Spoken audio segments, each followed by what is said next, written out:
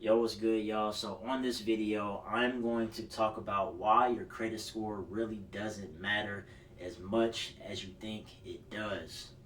And this is very important because I have clients and people coming up to me all the time saying, hey Josh, I want this score, I want to be in the 700 plus. And that's great. We all want that sexy score. But what you need to be more worried about is the actual data points on your credit profile that determines if lenders will give you money or if you'll get approved and get good interest rates on things. When people run your credit to determine those different things, they're not necessarily looking at the score. When they run it through the system, it's going through the different components of your credit profile, such as payment history, credit card utilization. Do you have any derogatory marks? What is the age of credit history that you have for yourself? Uh, the total amount of accounts that you have, and then also increase.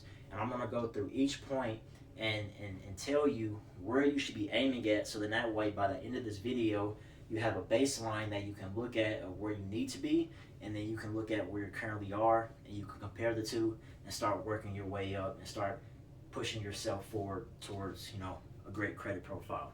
So let's start off with payment history. So with payment history, this is the most important part of your score, and it accounts for most of your score, which is 35% of your total score. Now let me tell you, I've had people come to me where they have late payments, where if they're working with me, they miss a payment and it wrecks their score. If you have 1 to 2 30-day late payments, you could see a 50-point decrease in your score immediately, just like that. So where you want to be is at 100% always. Now, if you're at like 98, between 100, you're cool.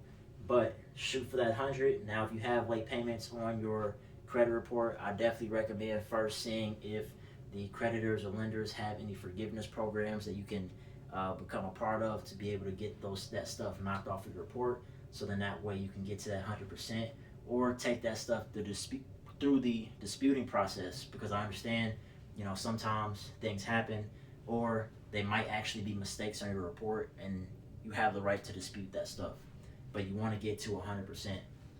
Next is your credit card utilization. Now, your credit card utilization is the total limit that you have for your revolving credit. So say you have one credit card and it has a $100 limit, just as an example. And say you have that card used up to, say you're using $70 of that $100, and that's being reported on your credit report. That means that your credit card utilization will be 70%, and that's no bueno. Where you want to be at, and a good indicator to different creditors or lenders that you're going to apply for whatever it may be, is you want to stay between 3 to 10% with your credit card utilization. That's going to show that you're responsible. That's going to show that you're not using up that limit, and that's a good indicator if you are in good financial standings. Next is you want to have 0 derogatory marks on your credit report. Now, a derogatory mark can count as a collection or a charge-off. Now, I highly recommend never paying the collections. Always take it through the disputing process first, because what you'll notice when you start to learn how to look at credit reports and look at the different numbers that's reporting on there, you'll notice that there will be inaccuracies. And it's your right under the Fair Credit Reporting laws that you can dispute anything that looks inaccurate on your report, or even if you know it's correct, you can still dispute it. That's your right to do so. But what you'll find is that you'll always find inaccuracy. So I always recommend taking that stuff through the disputing process, trying to get it knocked off. Now, if the debt can be proven, if they have the paperwork to prove that, next step will be to settle with the collections agencies, and basically in writing say, hey, I want to pay off this debt. I can do it monthly, or I could do it all in one lump sum, and have them agree to that in writing. But in return, they must delete that stuff off your credit report. So that's my big recommendation there. Next is your age of credit history.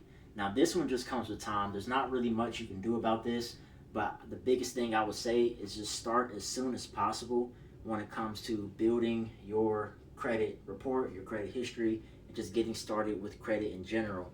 Now, a good data point that looks good through the system whenever your credit's getting ran is minimum 6 years of credit history.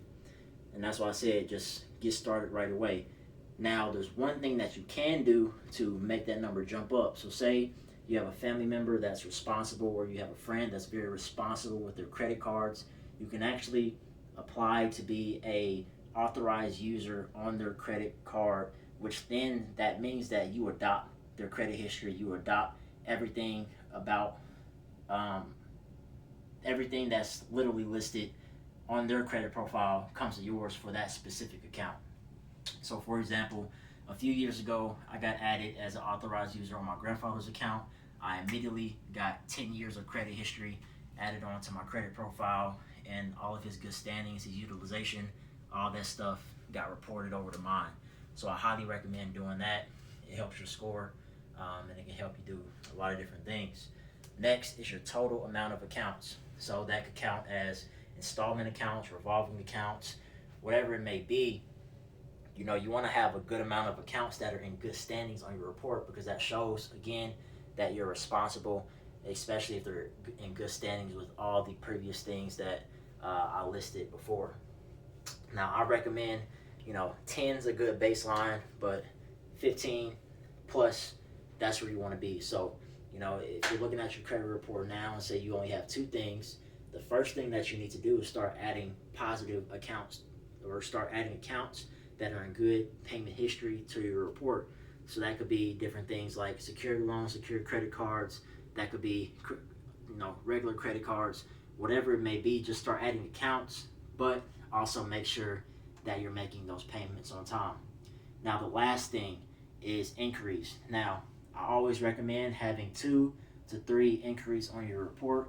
Once you start applying for a bunch of different things and start racking up those inquiries, eventually that will hurt your score. Now, inquiries are not a big, percentage of your full credit profile, but, if you start applying for big things and just start applying for a bunch of different credit cards and just a bunch of unnecessary stuff and not having any strategy behind it, that will hurt your score. I've had people who've had, 50 plus inquiries, or they go to the car dealership and the car dealership ended up running their credit about 30 different times, and it wrecked their score and dropped their score by like 50 points. You don't want to do that.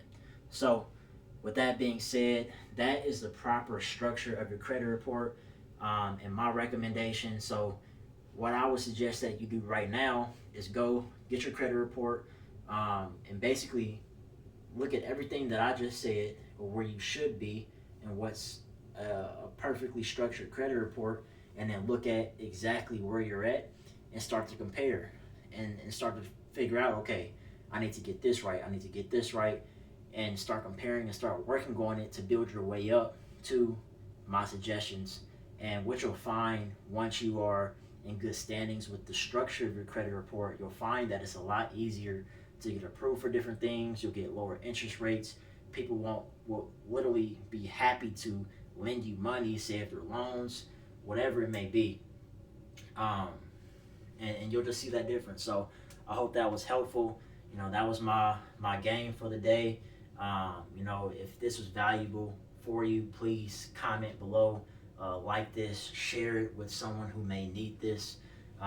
This is just information that I personally feel like a lot of people should know, but it's not common knowledge. So share the wealth. That's what I'm here for, and I'll catch y'all later. Peace.